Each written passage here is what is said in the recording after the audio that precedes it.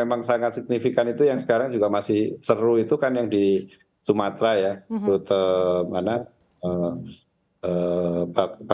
Bakauni terbanggi besar Matang Siantar yang infonya kenaikannya sampai 67% itu apa ya di atas kertas secara logika aja kenaikan yang 67% itu sangat dampaknya luar biasa dan saya paham bahwa itu ada respon dari masyarakat atas Dampaknya seperti apa kenaikan. Pak terkait dengan jika tarif tol ruas Sumatera ini akan naik berpotensi hingga 67%? Signifikan itu kenaikan tarif 67% bagi Mhm. perusahaan jasa pengiriman itu dampaknya luar biasa. Dampaknya luar biasa 67% dan akan menggerus apa ya meningkatkan kos kita, meningkatkan kos of operasi kita. Oke, Tapi pada sebetulnya saat tarif tol ini berkontribusi berapa persen sih Pak dari operasional Asperindo ataupun perusahaan logistik? relatif Mbak, seperti yang saya bilang tadi, pengiriman kami kan yang setiap hari dari seluruh Indonesia ke seluruh Indonesia maupun dari dunia ke Indonesia. Jadi yang berpengaruh tarif itu kan dilihat dari sisi konsumen. Sementara kalau kos kenaikan transport tadi kan dilihat dari sisi kami, sisi internal. Intinya akan meningkatkan biaya operasi. Nah, tentunya untuk tarif yang apa untuk tarif-tarif yang harus kita sesuaikan misalkan gini, rute barang itu rutenya adalah Lampung ke Medan. Otomatis kan prosentase kenaikan tarif tarif itu menjadi prosentase kenaikan kos itu yang berdampak ke tarif sangat tinggi gitu.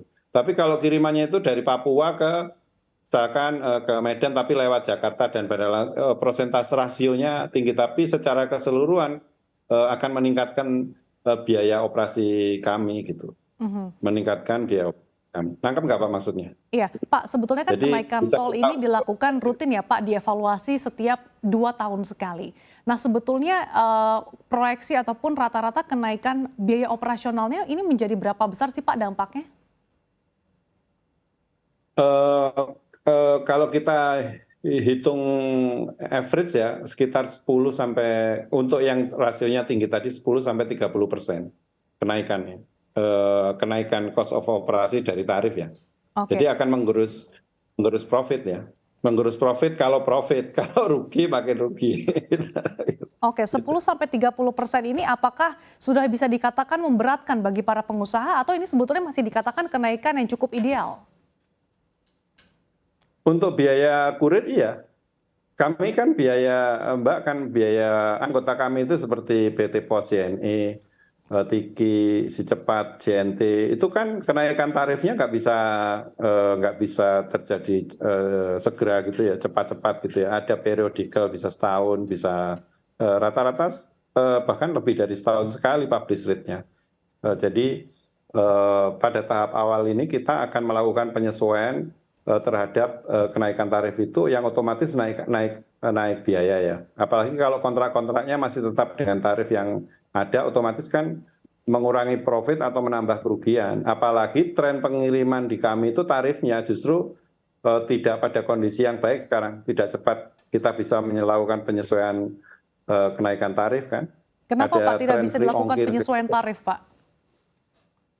eh tidak, yang pertama karena terikat kontrak dengan customer. Misalkan kontraknya setahun, kan nggak bisa. Dan kontraknya memang terikat dengan konsumen setahun ya customer. Yang kedua pertimbangan-pertimbangan tertentu untuk menghitung tarif yang kan tarif kita lebih ke proses ya, lebih ke proses dalam perhitungan tarif itu, memasukkan komponen biaya tol tersebut di dalam sistem biaya kita sehingga berpengaruh terhadap tarif secara nasional, tarif secara nasional. Oke. Nanti kita hitunglah sebulan ini kita lihat pengaruhnya ya. Oke, Pak, tapi kalau dari segi performa kinerja, dilihat dari permintaan, apakah sejauh ini performa kinerja perusahaan-perusahaan logistik dan juga pengirim barang ini sudah bisa dikatakan cukup baik? Karena kalau kita tahu mobilitas juga tampaknya sudah mulai semakin longgar dan kebijakan PPKM ini sudah mulai dicabut sejak awal tahun ini. Ya, kalau di perusahaan jasa pengiriman kami yang di bawah Asperindo saat ini kondisinya tidak baik-baik saja. Dari sisi tarif, sekarang itu kan terjadi perang tarif. Bukan tarif perusahaan domestik, justru ada perang tarif yang ada indikasi perusahaan milik asing sedang bakar uang, sedang bakar free ongkir gitu kan. Yang sedang ramai itu loh Mbak, yang sekarang ramai kan sekarang. Ya itu. Kemudian kalau mau kita mengaku jujur ya, perusahaan kurir di bawah kami itu profitnya pun dimonitor oleh Kementerian Kominfo. Apakah kami membayar kontribusi lebih dibanding tahun yang lalu? Jadi trennya perusahaan kami tidak dalam kondisi baik-baik saja saat Tidak ini. dalam kondisi yang Volume baik-baik saja. tidak baik-baik Oke, saja. apakah ini juga artinya belum pulih seperti sebelum pandemi ya Pak?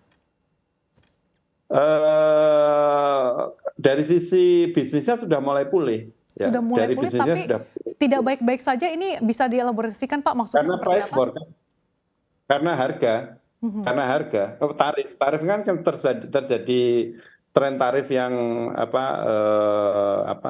persaingan yang bukan persaingan lah, ada kondisi yang memang pada satu titik akhirnya tarif itu nggak bisa segera naik. Nggak bisa naik pada persaingan yang tidak sehat yang seperti saya katakan tadi. Oke, Salah satunya kalau dari segi orderan dan juga pendapatan, kondisinya saat ini seperti apa Pak dibandingkan dengan tahun lalu? volume sudah mulai naik, volume produksi naik ya. Kan ini ada 5 hal kalau terkait dengan kinerja bisnis sebuah perusahaan itu. Satu, volume produksi naik, tapi revenue tidak naik karena price-nya turun, ya kan. Kemudian karena ada kenaikan harga, biaya-biaya naik. Kemudian ada kaitannya dengan term of condition, cash flow terganggu. Kemudian terakhir kan ke profit, 5 hal ini. Jadi produksi naik, tapi omsetnya kan turun karena revenue-nya tidak bisa dinaikkan karena ada price war. Kemudian ada kaitannya dengan kenaikan biaya tadi itu. Kenaikan biaya 67% itu tinggi loh. Tinggi. Jadi dan bersyukur masih ada alternatif lain kan, misalkan tidak terikat SLA yang ketat dilewatkan di luar tol gitu Mbak. Meskipun agak telat sedikit gitu. Ya Oke, nggak? dengan Nah kenaikan kemudian tarif tol ini Pak yang bisa dikatakan cukup signifikan, apa strategi yang dilakukan khususnya oleh Sumatera ya. perusahaan-perusahaan logistik Pak? Kita jalan di luar tol. Kita jalan, salah satu alternatifnya adalah melewati jalan truk kita arahkan di luar tol, itu satu. Yang kedua,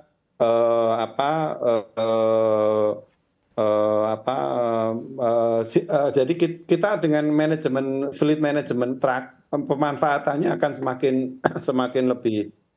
Kalau selama ini satu truk kita terisi separuh kapasitas, kita penuhin gitu ya. Kita kolaborasi dengan beberapa perusahaan, kita penuhin gitu ya. Itu salah satu, salah dua ya berarti ya. Di luar truk, lalu meningkatkan kapasitas muatnya, daya muatnya kita penuhin. Tapi fokusnya 67% itu menurut saya ya di era yang sekarang ini terlalu tinggi. Menurut pendapat saya ya. Menurut Oke, pendapat kami tapi apakah terlalu tinggi. sebetulnya Asperindo ataupun mungkin pengusaha-pengusaha logistik lainnya sudah diajak duduk bersama Pak terkait dengan kenaikan tarif ini? Kalau di Asperindo setahu saya belum. Apa Pak harapannya? Karena 67% ini cukup signifikan, bahkan bisa menggerus profit yang cukup dalam. Harapannya dievaluasi. Saya lihat di media kan sudah banyak dimuat, DPRD Lampung juga memberikan pendapat gitu ya.